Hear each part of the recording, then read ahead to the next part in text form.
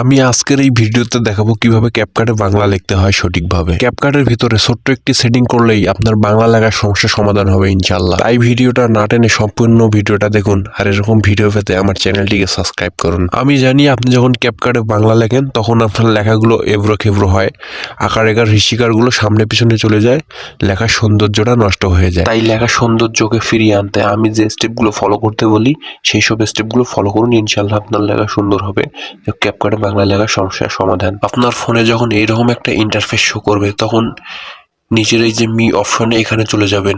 মিতে click করার পর উপরেই দেখতে পারবেন অ্যাপ ল্যাঙ্গুয়েজ, এখানে একটা ক্লিক করবেন, স্ক্রল করে একটু নিচে আসবেন, এখানে যে আরবি লেখাটা আছে এইটাকে সিলেক্ট করে দিবেন। আর আপনি যদি এই কয়টা স্টেপ ফলো করেন তাহলে আপনার ক্যাপকাটে বাংলা লেখার সমস্যার সমাধান।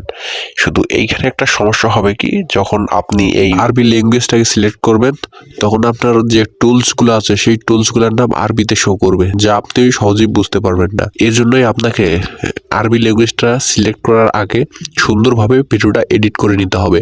এরপর আরবি ল্যাঙ্গুয়েজটা সিলেক্ট করে শুধু বাংলা টেক্সট করার জন্য আরবি ল্যাঙ্গুয়েজটা সিলেক্ট করতে হবে, তাহলে আপনার কাজ ওকে। আর যাদের ক্যাপকাট প্রো নেই, যাদের ক্যাপকাট প্রো লাগবে তারা কমেন্ট বক্সে লিখবেন ক্যাপ, তাহলে আমি ক্যাপকাটের লিঙ্ক পাঠিয়ে দেবো তাদেরকে। তো আপনারা দেখতেই পারছেন আরবি ল্যাঙ্গুয়েজটাকে সিলেক্ট করার পর আমি খুব সহজেই বাংলা টেক্সট করতে পারছি। আকার একার হিসিকার দীর্ঘিকার সামনে পিছনে চলে যাচ্ছে না, লেখাটা সুন্দর হচ্ছে। তো আপনিও দেরি না করে আমার দেখা স্টেপগুলো ফলো করুন আর ক্যাপকাটে বাংলা লেখার সমস্যার সমাধান করুন। আর এইরকম ভিডিও পেতে আমার চ্যানেলটিকে সাবস্ক্রাইব করুন।